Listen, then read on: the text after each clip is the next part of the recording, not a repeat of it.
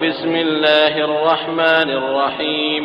الحمد لله الذي أنزل على عبده الكتاب ولم يجعل له عوجا قيما لينذر بأسا شديدا من لدنه ويبشر المؤمنين الذين يعملون الصالحات أن لهم أجرا حسنا ماكثين فيه أبدا وينذر الذين قالوا اتخذ الله ولدا ما لهم به من علم ولا لآبائهم كبرت كلمة تخرج من أفواههم إن يقولون إلا كذبا فلعلك.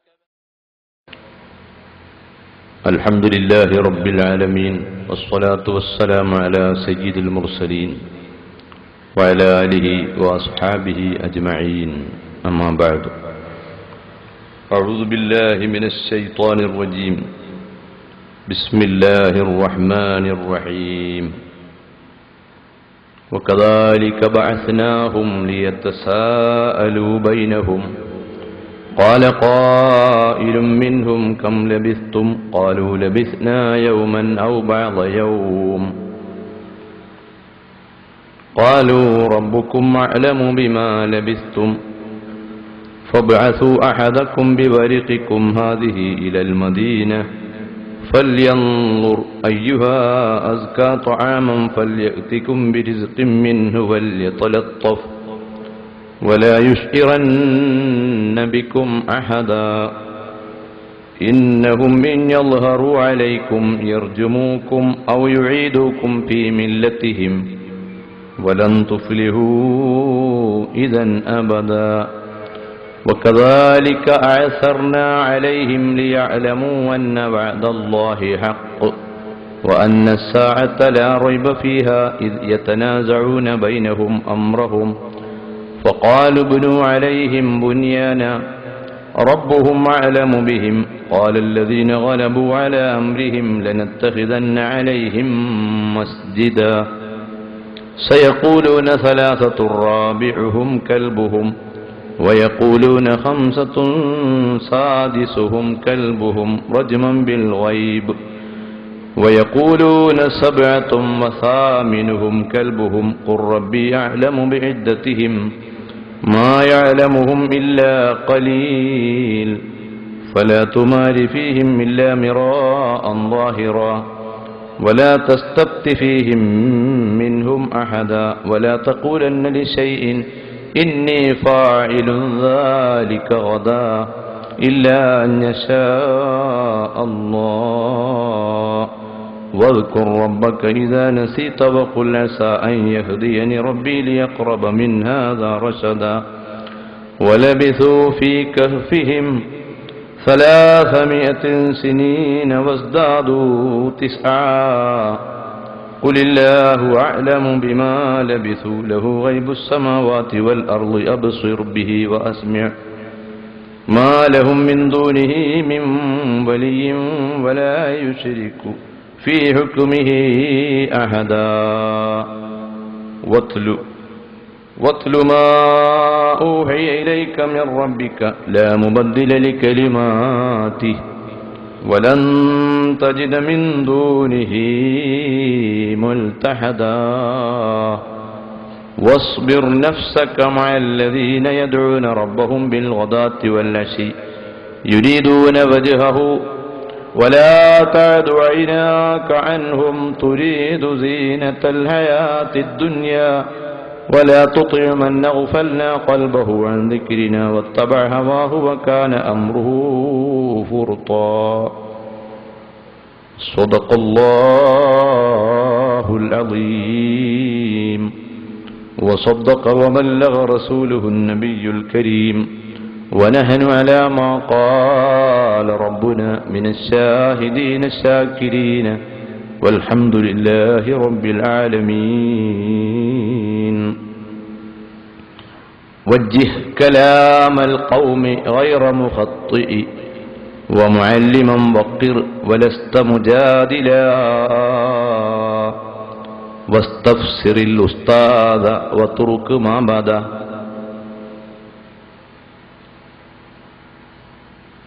قابل كتابك قبل وقت مطالعة بصحيح كتب واضح قد عُوِّل طالع مرارا متنه قبل الشرع فإنه أولى وأحسن موئلا وابدأ بفرض العين ثم اعمل به ثم الكتاب فسنة مترتلا لا تغترر بوقوع أهل زماننا في منطق ثم الكلام توغلا طالع أخي إحياء غزال تنل فيه الشفاء من كل داء عضلا.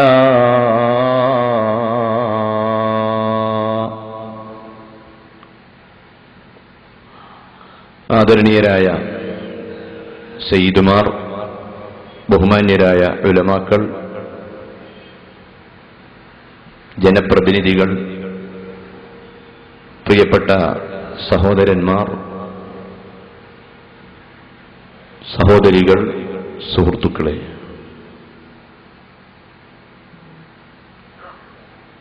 വിശുദ്ധ ഖുർആൻ ലളിതമാണ്, അതോടൊപ്പം ഗഹനവുമാണ്. ഖുർആന്റെ ഏറ്റവും പ്രധാനപ്പെട്ട മുദ്രാവാക്യം ഖുർആൻ എന്ന പദം തന്നെയാണ്. ഖുർആൻ എന്ന പദത്തിന്റെ അർത്ഥം വായന. പ്രാചീന ശിലായുഗം, പിന്നെ ശിലായുഗം, അതുകഴിഞ്ഞ് ലോഹയുഗം, ധാരാളം യുഗങ്ങൾ കഴിഞ്ഞ കാല ജനങ്ങളുടെ സംസ്കാരവുമായി ബന്ധപ്പെട്ട് കഴിഞ്ഞുപോയിട്ടുണ്ട്. ഓരോ കാലഘട്ടത്തിലെയും ജനങ്ങൾ ഏറ്റവും പ്രധാനമായി അവലംബിച്ചിരുന്ന നാമങ്ങളുടെ പേരിലാണ് ആ കാലഘട്ടം ചരിത്രത്തിൽ അറിയപ്പെടുന്നത്. BC 6000 മുൻപ് ഉള്ള കാലഘട്ടത്തെ ചരിത്രാതീത കാലം എന്ന് നരവംശാസ്ത്രജ്ഞന്മാർ അഭിപ്രായപ്പെടുന്നു. ചരിത്രാതീത കാലം എന്ന് പറഞ്ഞാൽ അതിനു മുൻപുള്ള കഥകൾ മനുഷ്യന് അറിയില്ല, ചരിത്രകാരന്മാർക്ക് അറിയില്ല.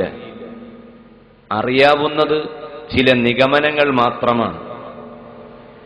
BC 6000 മുൻപ് എവിടെയെല്ലാം മനുഷ്യർ താമസിച്ചിരുന്നുവെന്നോ ആ താമസിച്ച ജനവിഭാഗത്തിന്റെ കൾച്ചർ എന്തായിരുന്നുവെന്നോ കണിശമായി പറയാൻ ചരിത്രരേഖകൾ നരവംശ ശാസ്ത്രജ്ഞന്മാരുടെ മുൻപിൽ ഇല്ല.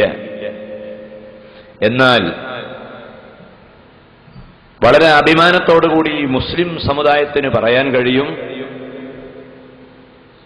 8000 കൊല്ലത്തെ ചരിത്രം ഖണ്ഡിതമായി സ്പഷ്ടമായി പറയാനും അത് മറ്റുള്ളവരുടെ മുൻപിൽ തെളിയിച്ചു കൊടുക്കാനും കഴിയുന്ന രൂപത്തിൽ ഇസ്ലാം മഹത്തായ മനുഷ്യ സംസ്കാരത്തെക്കുറിച്ച് വാചാലമാകുന്നുണ്ട്. ഇന്ന അവ്വല ബൈത്തിൻ വുളിഅ ലിന്നാസി ലല്ലദീ ബിബക്കത്ത മുബാറകം വഹുദൽ ലിൽ ആലമീൻ ഫീഹി ആയാത്തുൻ ബയ്യിനാത്തുൻ മഖാമു ഇബ്രാഹീം വമൻ ദഖലഹു കാന ആമിന വലില്ലാഹി അലന്നാസി ഹിജ്ജുൽ ബൈത്തി മൻ ഇസ്തതാഅ ഇലൈഹി സബീല. ആദ്യമായി ഭൂമിയിൽ ഉണ്ടായ സംസ്കാരം ആദം ഹവ്വ ദമ്പതികളിലൂടെ വന്ന കൾച്ചറാണ്. അതിനുശേഷമാണ് മോഹൻജദാരോ, ഹാരപ്പ, സിന്ധു നദീ തട സംസ്കാരങ്ങളും മെസൊപ്പൊട്ടോമിയൻ സംസ്കാരവുമെല്ലാം വന്നത് പിന്നീടാണ്.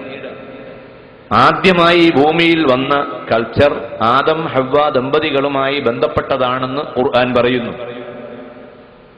ഈ യാഥാർത്ഥ്യത്തിലേക്ക് വിരൽ ചൂണ്ടുന്ന പരാമർശങ്ങൾ ഗീതയിലും ബൈബിളിലുമെല്ലാമുണ്ട്.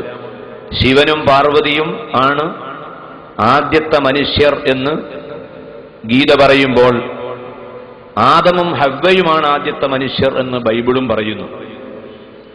എല്ലാവരും ഏതാണ്ട് ഒരേ നാമവും സ്വഭാവവും വിവരിക്കുന്നുണ്ടെങ്കിലും ആദ്യത്തെ മനുഷ്യൻ എത്ര കാലം ജീവിച്ചുവെന്നും അയാൾക്ക് എത്ര കുട്ടികളുണ്ടായി എന്നും ആദ്യത്തെ മനുഷ്യന്റെ ഖബർ എവിടെയെന്നും ആദ്യത്തെ സ്ത്രീയുടെ ഖബർ ജിദ്ദയിലാണ് എന്നത് അടക്കമുള്ള ജദ്ദ എന്ന് പറഞ്ഞാൽ വലിയുമ്മ, ജിദ്ദ ആ വലിയുമ്മ എന്ന വാക്കിനുള്ള അറബി പദമായ ജദ്ദത്താണ് പിന്നീട് ജിദ്ദയായി നാം ഉച്ചരിക്കുന്നത്. അങ്ങനെ ആദ്യത്തെ മനുഷ്യരുടെ വ്യക്തമായ കഥയും ചരിത്രവും ആവിഷ്കരിച്ചുകൊണ്ടാണ് ഇവിടെ വിവിധ സംസ്കാരങ്ങളെപ്പറ്റി ഇസ്ലാം വാചാലമാകുന്നത്. ആ കൾച്ചറുകളെ ഓരോ കാലഘട്ടത്തിലും പ്രത്യേകമായ ചില പേരുകളിൽ അറിയപ്പെടുന്നുണ്ട്. പ്രാചീന ശിലായുഗം, പിന്നീട് ശിലായുഗം, പിന്നീട് ലോഹയുഗം. അതെല്ലാം കഴിഞ്ഞ് നമുക്ക് വേണമെങ്കിൽ യുഗങ്ങൾക്ക് പേരിടാവുന്നതാണ്.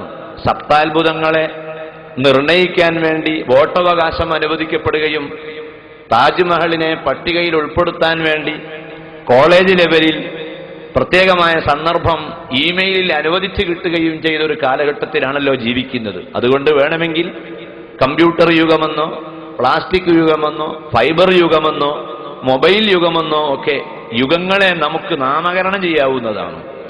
എന്നാൽ അതൊക്കെ ആപേക്ഷികമാണ്. വിശുദ്ധ ഖുർആൻ സമർത്ഥിക്കുന്ന, ഖുർആൻ അവതരിച്ച് അവസാനത്തെ മനുഷ്യൻ ജനിച്ച് മരിക്കുന്നത് വരെയുള്ള ആ പീരീഡിലേക്ക് മൊത്തമായി ഒരു യുഗത്തിന്റെ പേർ ഇസ്ലാം സമർപ്പിക്കുന്നു. അതാണ് ഖുർആൻ അല്ലെങ്കിൽ വായന. ഖുർആൻ എന്ന വാക്കിന്റെ അർത്ഥം വായന എന്നാണ്. വായനയുടെ ഒരു യുഗമാണ് AD 571 മുതൽ ആരംഭിക്കുന്നത്. അതാണ് വായനയുടെ ഒരു പുതിയ യുഗം. വളരെ ലളിതമാണ്. അതിന്നും അവസാനിച്ചിട്ടില്ല. ഇന്നും വായിച്ചാണ് നാം ഇങ്ങോട്ട് പുറപ്പെട്ടത്. ചില ആളുകൾ ഖുർആൻ വായിച്ചു, വേറെ ചില ആളുകൾ വേറെ എന്തെങ്കിലും വായിച്ചു. വായിക്കാൻ എന്തെങ്കിലും കിട്ടുന്നില്ല എങ്കിൽ അന്ന് നമ്മുടെ ജീവിതത്തിന് മധുരമില്ല, ഹരമില്ല. വാഹനങ്ങൾ കിട്ടാതെ ബന്ദിന്റെ ദിവസങ്ങളിൽ ഏറെ പ്രയാസപ്പെടുമ്പോൾ പോലും കുടുംബത്തിലെ ആണും പെണ്ണും പ്രധാനമായി ദുഃഖിക്കുന്നത് വായിക്കാനൊന്നും കിട്ടിയില്ലല്ലോ എന്നതാണ്. എങ്കിൽ ആ വായന എന്ന ആ മഹത്തായ ഹോബി, ഇഷ്ടമുള്ള ഹോബി ഏതാണ് എന്ന് ചോദിച്ചാൽ അധിക ആളുകളും പറയാറുള്ളത് വായന എന്നാണ്. കാരണം വായിക്കാതെ ഇവിടെ ഒരു ദിവസം പോലും മുന്നോട്ട് നീങ്ങാൻ കഴിയുകയില്ല. വായന എന്ന അർത്ഥം കുറിക്കുന്ന അതേ പദം വിശുദ്ധ വേദഗ്രന്ഥമായ ഖുർആനിന് തെരഞ്ഞെടുത്ത അള്ളാഹുവിന് നാം ആയിരം സ്തുതിക്കുക. ആ വായനയോടൊപ്പം തന്നെ ചേർത്തി പറയുന്ന മറ്റൊരാശയമാണ് പേന. ഇഖ്റ ബിസ്മി റബ്ബിക്കല്ലദീ ഖലഖ ഖലഖൽ ഇൻസാന മിൻ അലഖ് ഇഖ്റ വറബ്ബുക്കൽ അക്രം അല്ലദീ അല്ലമ ബിൽ ഖലം. പേന. വിശുദ്ധ ഖുർആനിൽ പേന എന്നൊരു അധ്യായം തന്നെയുണ്ട്. ആ അധ്യായത്തിലെ പ്രധാനപ്പെട്ട 1-2 കഥകൾ ഇൻഷാ അല്ലാഹ് നാളെ നമുക്കിവിടെ പ്രതിപാദിക്കാം. ഇന്ന് ഞാൻ അങ്ങോട്ട് കിടക്കുന്നില്ല. അൽ ഖലം, പേന. 25 പൈസ കൊടുത്താൽ കിട്ടുന്ന പേന. ആ പേന ജീവിതത്തിലെ ഏറ്റവും പ്രധാനപ്പെട്ട ഒരായുധമായി ഇസ്ലാം സമർപ്പിക്കുകയാണ്. ആദ്യമായി അവതരിച്ച ഇഖ്റ എന്ന അധ്യായത്തിൽ വായനയും പേനയുമാണ് സമർപ്പിക്കുന്നത്. ഞാൻ ചോദിക്കട്ടെ, ഇന്ന് ലോകത്ത് നിലനിൽക്കുന്ന ഏതെങ്കിലും സംസ്കാരങ്ങൾക്കോ ആ സംസ്കാരങ്ങളെ അവതരിപ്പിക്കുന്ന വേദഗ്രന്ഥങ്ങൾക്കോ ഇത്ര ലാളിത്യം അവർക്ക് ആസ്വദിക്കാൻ എവിടെയെങ്കിലും കഴിയുമോ? മനുഷ്യനെ ആസ്വദിക്കാൻ കഴിയുന്ന ഏറ്റവും വലിയ ലാളിത്യം നിലകൊള്ളുന്നത് ഇസ്ലാമിലാണ്. വായന, പേന. അവിടെ നിന്നാണ് മനുഷ്യന്റെ വിദ്യാഭ്യാസം ആരംഭിക്കുന്നത്. തഅലീമുൽ മുതഅല്ലിം പോലെയുള്ള കിതാബുകളിൽ പറയുന്നത് പേന ഒരു വിദ്യാർത്ഥിയുടെ സഹയാത്രികനായി മാറണം. പേന കീശയിൽ എല്ലാവർക്കും ഉണ്ടാവണം. അഡ്രസ് എഴുതാൻ അത് അനിവാര്യമാണ്. വസിയത്തുകൾ എഴുതി വെക്കാൻ ദിവസവും അത് അനിവാര്യമാണ്. അതുപോലെ പല കാര്യങ്ങളും കുറിച്ചിടാൻ അത് ആവശ്യമാണ്. ആ പേനയെ ജീവിതത്തിലേക്ക് അടുപ്പിച്ചു കൊണ്ടുവന്ന വിശുദ്ധമായ ദീനുൽ ഇസ്ലാമാകുന്ന മതം പ്രകൃതിയുടെ മതമാണ്. നാച്ചുറലാണ്. ഇസ്ലാം പ്രകൃതിയുടെ മതമാണ്. ഒരിക്കലും തന്നെ കൃത്രിമത്വം ഇസ്ലാമിൽ ഇല്ല.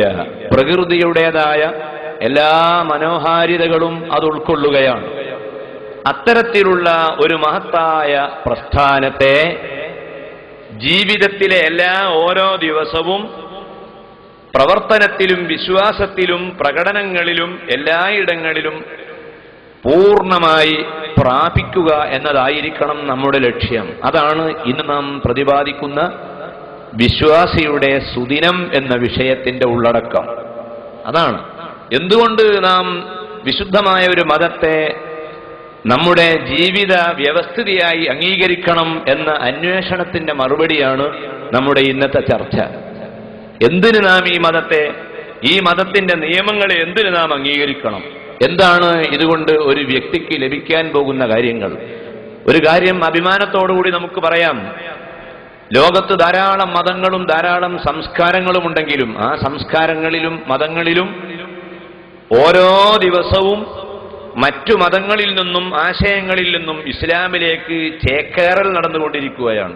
യൂറോപ്യൻ നാടുകളിലൊക്കെ ചെന്നു നോക്കിയാൽ അവിടെ നമ്മുടെ മഹാന്മാരായ പണ്ഡിതന്മാർ, നമ്മുടെ നേതാക്കൾ യൂറോപ്യൻ നാടുകൾ സന്ദർശിച്ചപ്പോൾ ഞെട്ടിക്കുന്ന സംഭവങ്ങളാണ് അവിടെ കാണാൻ കഴിയുന്നത്. പടിഞ്ഞാറ് ഒരു ഭാഗത്ത് ഇസ്ലാമിനെ കല്ലെറിഞ്ഞുകൊണ്ടിരിക്കുമ്പോഴും പടിഞ്ഞാറ് നാടുകളിലെ അഭ്യസ്തവിദ്യരായ നിരവധി ആളുകൾ ഇസ്ലാം മതത്തെ നെഞ്ചിലേറ്റാൻ ആവേശത്തോടെ മുന്നോട്ട് വരികയാണ്.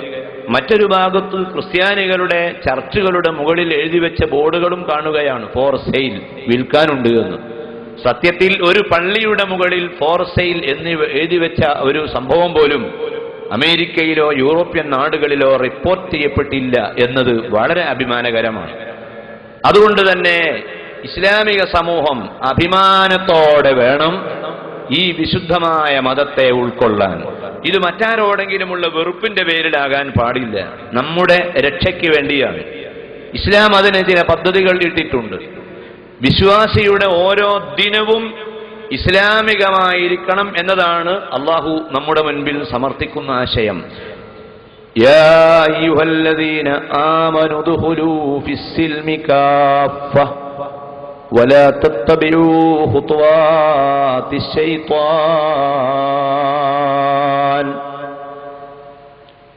ഓ മനുഷ്യരെ, വിശ്വാസികളെ, ഉദ്ഖുലൂ ഫിസ്സിൽമി കാഫ, ഇസ്ലാമിൽ നിങ്ങൾ പൂർണ്ണമായി പ്രവേശിക്കണം. വർഷത്തിൽ ഒരിക്കൽ മാത്രം ഇസ്ലാമിന്റെ ആചാരങ്ങൾ ഉൾക്കൊണ്ടാൽ അവൻ മുസ്ലിം ആകുന്നില്ല. മാസത്തിൽ ഒരിക്കൽ മാത്രം ഇസ്ലാമിന്റെ ആശയങ്ങൾ നടപ്പിലാക്കിയാൽ അവൻ യഥാർത്ഥ മുസ്ലിമാകുന്നില്ല. ഒരു വെള്ളിയാഴ്ച ജുമഅക്ക് പോയി പിന്നെ അടുത്ത വെള്ളിയാഴ്ച വരെ പള്ളി